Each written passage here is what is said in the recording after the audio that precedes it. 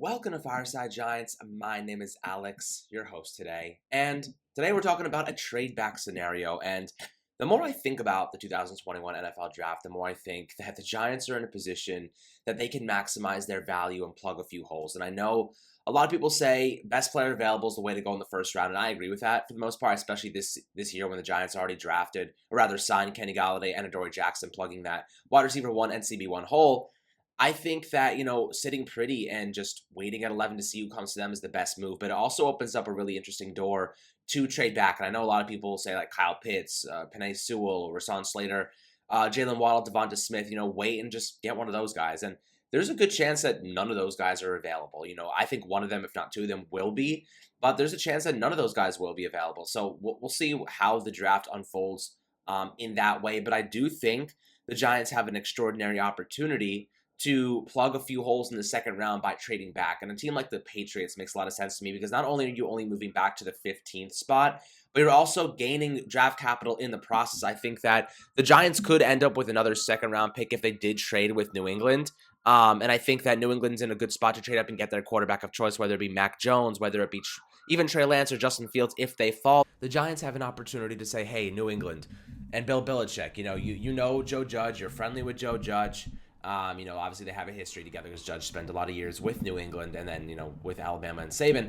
But for the most part, that connection there could lead to a trade, could lead to, something more luxurious for the Giants in terms of if you move back to 15, let's say the Patriots we want Mac Jones, we want Trey Lance or whoever's falling if one does fall. The Giants can say, we want your second round pick. And that's a pretty decent value grab for the Giants considering the value that teams are getting, trading into the top 5 picks right now. They're giving multiple first round picks to move up to 3, with San Francisco and Miami. So this is a really great option for the Giants that I think we should all be even hopeful that happens. Because I know, Jalen Waddle and, Devonta Smith and Micah Parsons all make day one impacts, and I am 100% fine with drafting any of those guys. But if you do trade back, this is kind of where my head is at and where this mock draft is going to go in the first 2 rounds. So let's say they strike a deal with the Patriots, they move back to 15, and they also get their second round pick. Now you have 3 selections, right, that you can plug holes with quality talent, great players. This draft is incredibly deep in 2 positions, offensive guard and wide receiver. Those are the 2 picks. And even linebacker is pretty deep too. You have Micah Parsons, you got JOK, you got Jamin Davis. You have even Jabril Cox later on in the draft. You have Zavin Collins, Nick Bolton. There's a ton of linebackers in this draft that make a lot of sense for the Giants if they wanted to go that route. But in this scenario, the Giants go back to 15. And at 15, you still have the option of getting a couple of really good players. And, you could say Rashad Bateman out of Minnesota is one that I love. JOK out of Notre Dame, arguably one of the best, if not the best coverage linebacker in this draft. I think he would be the perfect pairing. Next to Blake Martinez, can also play the run very well. He's a very aggressive, very physical linebacker who can match up against guys like Travis Kelce and probably at least give him a run for their money. And I'm not going to make any assumptions here because he still hasn't even played a game in the NFL yet. But I think he has the talent to excel as a pass coverage linebacker, which makes me really excited about his future and potential, especially as a scheme fit with the Giants, who could use that kind of talent next to Blake Martinez.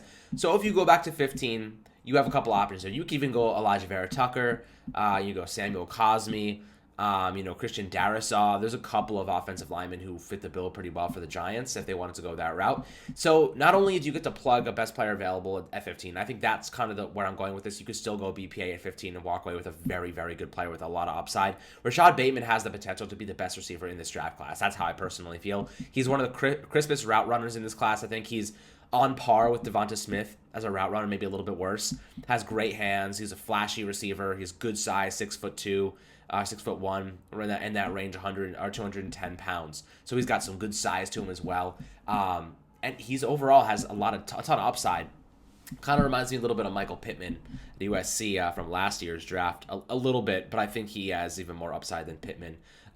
He's versatile too, so I like that about Rashad Bateman. But what I do want to see the Giants do in the second round is, they've been doing a lot of evaluating of pass rushers.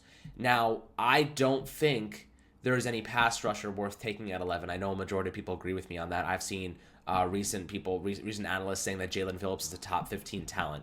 He's very refined, functional strength, good pass rush moves. He's patient in the run game, good vision. He can seal the edge. The concussions are a concern to me. 2 more concussions, he's done with football. He's done. And as we know in the NFL, you never know what's going to happen. If you get hit in the head by an offensive lineman who's 350 pounds, that club is coming across and knocks you on your ass, that could be a concussion, man. You never know. These micro concussions, they add up over time, and that's a concern for me when it comes to Jalen Phillips. But he is a very talented pass rusher who could immediately make an impact day one. But the injury history scares me. I wouldn't take him at 11 because of that alone. There's no other pass rusher that really screams 11 to me. No, even Azeez Ojulari I think would be good in a trade back scenario. Gregory Rousseau, no thank you. Micah Parsons really is the only guy that I could see making that transition to outside linebacker and really helping the Giants day one, also being that middle linebacker of the future. Once Blake Martinez is, his contract ends in 2 years, maybe Micah Parsons takes over that role and he's the long-term solution there, and you can find another linebacker. Maybe Tate Crowder develops and he becomes a better player in that facet, so you never know.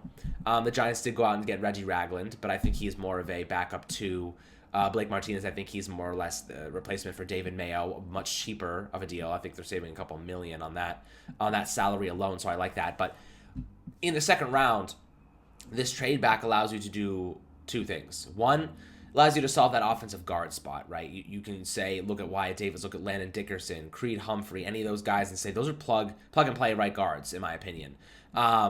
Because when you look at day one, Rashawn Slater, while I'd love to have him, he's never played right guard before. He missed the entire 2020 season. A lot of his hype and everything about him as a left tackle, not a right guard, vastly different position. So, and I think that the transition would be okay. It would be seamless. I think he'd make the transition very easily. I think he'd be great at right guard. But do you think my argument here is we don't necessarily need Rashawn Slater if there's a lot of good second-round guards available. The Giants necessarily don't need to go offensive lineman in the first round. Before last season, Dave Gettleman had never drafted an offensive lineman in the first round. I don't think the Giants are going to do it again, personally, just because, I would rather have him at tackle, and he's never played guard before. If he was a surefire, like, all-pro Quentin Nelson guard or Zach Martin, even though he made the transition from offensive tackle to guard, I think that if you have that upside, yes, it'd be worth it, but the lack of game film is a little bit worrisome for me. He's incredibly athletic, and the tangible traits are there for Sean Slater. I think I wouldn't be mad about picking him, no doubt about it. But I think there's a couple plug-and-play second-rounders that you can look at and say, let's just go that route. We get the best player available, probably an instant day one playmaker on defense or offense, whether it be Micah Parsons, Waddle, or Devonta Smith. And we get our guard in the second round, whether it be Landon Dickerson, who's traditionally a center. Some injury history there that really concerns me, but overall, he's one of the best offensive linemen in this draft when he's healthy. That's why he's dropping for the most part, because of that injury history. And then you have Nick Gates, who you could even kick out to guard, to tackle, whatever you wanted to do with him. If you wanted to put Landon Dickerson at center, which he can do, that's his traditional spot. And then you have, of course, Creed Humphrey, who I like a lot. I think he probably has the most potential out of the 3, based on his health history and everything about him. I just like him as a player. Strong, quick, he can fit multiple schemes. I like that. So I think he's adaptable to the Giants, their scheme. They're kind of going with more of a power gap, probably a more vertical offense next season, which is, kind of a test to the Russ Callaway, bringing him on as a offensive assistant. And then you have, obviously, Kenny Golladay, who said he loved the vision of the offense. So they told him about it. There's no way they were like, hey, Kenny, we're running slants and hooks and hitches all season long like last year. How does that sound? Come on. It's going to be different. We have to assume that based on the fact that he liked the vision of where this offense is going to be going. So I like that. We can make that pretty much an educated guess at this point. And then you have that second round pick, which you could go with a pass rusher. Now you have, let's say, first trying to get JOK or Rashad Bateman, so instant day one playmakers on either side of the ball. Second round, you get your offensive guard who starts or at least competes with Shane Lemieux, probably going to overtake that starting right guard spot. So you plugged an instant day one playmaker, you plug your right guard spot, now you go pass rusher. It could be Jason Owe, Joseph Asai. I think Jason Owe could fall. He has basically no experience at the college level. He has very minimal reps as a college, pass rusher, and that's kind of where I'm kind of sitting and saying, Jason Owe, I love his tangibles. The guy killed his pro day, but with no real game film on him, with no real sample size to say he's going to be a stud, how do you take him in the first round? How do you take a player in the first round that you really have never seen play? That's kind of my biggest concern when it comes to Jason Owe. I'm a little bit concerned that he doesn't have the sample size to prove he's capable of being that elite player.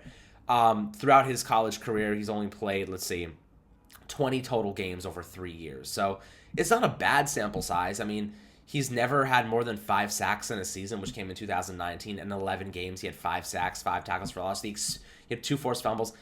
The production isn't there, right? The production isn't there. You're taking a chance on the tangible traits, and that's kind of where the you have to take the risk. Is that a first round risk? Is it worth taking that first round risk where you can go for a guy who has production at the college level, who can also produce? There's a ton of wide receivers. I think he could probably fall to the second round, maybe not 42, maybe mid 30s, late 30s, but you could always trade up for him if you wanted to. So I like the idea of getting Owe in the second round if he's there. Joseph Asai at Texas, another guy that I really like. I think his story is great. He has a chip on his shoulder coming from Nigeria when he was a kid in a lottery. I think, he's a clutch player. He had a couple big-time forced fumbles in college when they needed him most. I think for the most part, there's a couple really good passes. Even Russo could drop to the second round. The guy is such a wild card at this point. I don't really know where he's going to land. I think the Giants have a good opportunity. They have Carlos Basham, Wake Forest, another guy that could be an option. There's a lot of good pass rushers. And really, I think for the most part, Patrick Graham knows how to scheme a pass rush so well that you don't need an elite day one pass rusher who's a risk, who's a reach. When you can find a guy in the second round, he can maximize him. He can make him look like a first round talent. That's what coaching does. Coaching can make guys look better than they are. Carter Coughlin, for example, Jabal Shared, for example, guys who we didn't even expect to see last year playing maximum snaps, they were. The Giants have an opportunity here to get a second round guy. Let their coaching take over. Let their coaching do the job that they need him to do. And they can go best player available in the first round. So this trade back scenario really works out, in my opinion, because you land not only your best player available, which is JOK, Rashad Bateman, whoever it might be in the first round, but you plug your offensive guard spot and you plug your pass rusher spot. So you get all 3 of those weaknesses shored up in the draft in the first 2 days. That's what makes me excited about this trade back scenario. That's why the value, I think, could be there. Alternatively, you stick at 11, you get one of the best players in the draft, an elite level talent who's going to be not only a playmaker day one, but the potential to be Pro Bowl, all pro level players in the future, like Jalen Waddle or Devonta Smith. They have that potential, even Micah Parsons too.